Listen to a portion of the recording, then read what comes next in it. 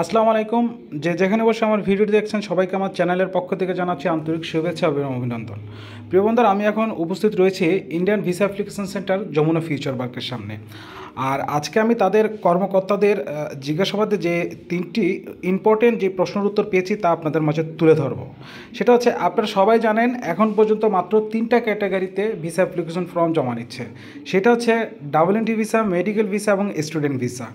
আর medical ভিসাধারীদের জন্য একটা update এসেছে, সেটা হচ্ছে তাদের রিকোয়ারমেন্টে নাই, কিন্তু আপনারা এই জিনিসটা করলে দ্রুত ভিসা এবং আপনাদের ভিসা পাওয়ার সম্ভাবনাটা বেশি থাকবে। সেটা হচ্ছে রুগীর সাথে যে আত্মীয় স্বজন বা যে পেশেন্টের সাথে যারা যাবেন তাদের অ্যাপ্লিকেশন ফর্মের সাথে আপনার পুলিশ ক্লিয়ারেন্সটি দিয়ে দেবেন, রুগীরটাও দিয়ে দেবেন, রুগীর সাথে যে যাবে তাদেরটাও পুলিশ ক্লিয়ারেন্সটা দিয়ে দেবেন। সেক্ষেত্রে ভালো হবে ভিসা পাওয়ার পসিবিলিটিটা এবং দ্রুত ভিসা পাবেন। কারণ আপনারা সবাই জানেন এখন ভারতে বাংলাদেশিদের অনেক লোকই পালিয়ে যাওয়ার চেষ্টা করতেছে, সেই ক্ষেত্রে পুলিশ ক্লিয়ারেন্সটি একটু জরুরি দিলে ভালো হয়।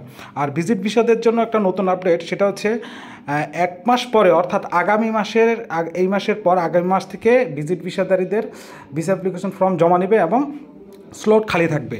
আর প্রিয় বন্ধুরা, যারা ইন্ডিয়ার ভিসার জন্য WNT ভিসা বা মেডিকেল ভিসা এই ভিসা সংক্রান্ত যারা আপডেট জানতে চান এবং আমার মাধ্যমে যারা অ্যাপ্লিকেশন ফর্ম এবং ভিসার সহযোগিতা আমি করতে পারবো, আপনারা আমার সাথে যোগাযোগ করবেন।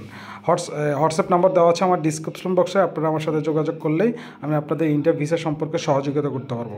আরেকটি কথা, সেটা হচ্ছে দালাল হতে সাবধান। এই যে আজকে দেখলাম বাইরে দালাল চক্রের একটা দূরত্ব, আজকে দালাল ধরেছে এই লাস্টের ভিডিওতে দেখা যাচ্ছে। সুতরাং ইন্ডিয়ার ভিসার ক্ষেত্রে কোনো দালালি চলে না, আপনারা দালাল হতে সাবধান। ঠিক আছে বন্ধুরা, ভালো থাকবেন আর আমার চ্যানেলটি সাবস্ক্রাইব করে আমার সাথেই থাকবেন, সঙ্গেই থাকবেন। আর কি কি কাগজপত্র লাগবে সেটা আমি আগামী ভিডিওতে আপনাদেরকে দেখিয়ে দিব। ঠিক আছে, আসসালামু আলাইকুম।